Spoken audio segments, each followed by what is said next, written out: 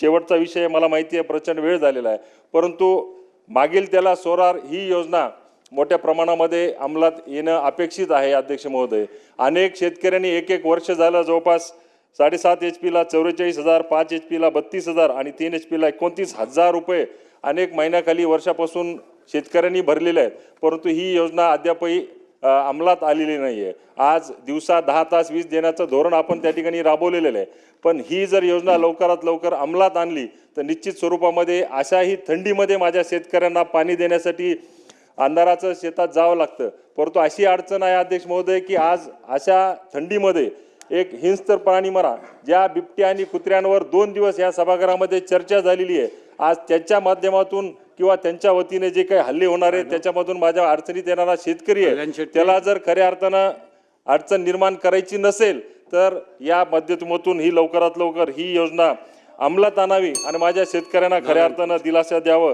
ही सुद्धा विनंती आजच्या निमित्तानं मी अध्यक्ष महोदय करतोय.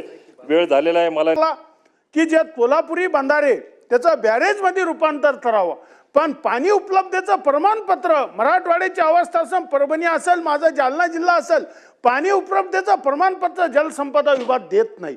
तो सुद्धा देण्यासाठी आपल्या माध्यमातून सरकारने हा निर्णय घेतला पाहिजे, कारण की मराठवाडा जर दुष्काळमुक्त करायचा असेल, आमच्या जालना जिल्ह्यामध्ये पाणी उपलब्ध प्रमाणपत्र मिळत नाही, म्हणून नद्याची अवस्था आज जिथं पाणी उपलब्ध प्रमाणपत्र जर मिळालं तर बॅरेजेस होऊ शकतात, त्याचाही आपण विचार करावा. आज विचार जर केला तर सरकारने मागेल त्याला कृषी पंप योजना केली. आत्ताच पाठीमागे छत्रपती संभाजीनगरमध्ये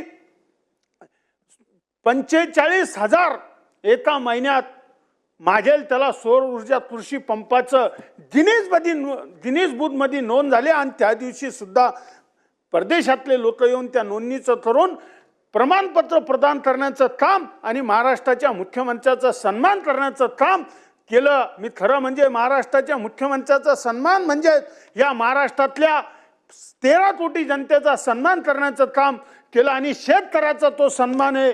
मला तरी वाटतं एवढं मोठं चांगलं काम करण्याचं काम केलं, त्याच्यात काही त्रुटी आढळल्या. मी नम्रपणे आपल्या माध्यमातून सांगतो, काही अधिकाऱ्याच्या हलगर्जीपणामुळे कृषी पंप काही अप्रूव्हल देताना काही लोक अप्रूव्हल देताना शेतकऱ्याला त्रास होतो.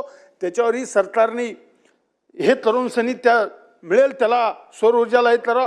अतिवृष्टीमध्ये जे बदनापूर अंबड विधानसभेतले रस्ते काही खराब झाले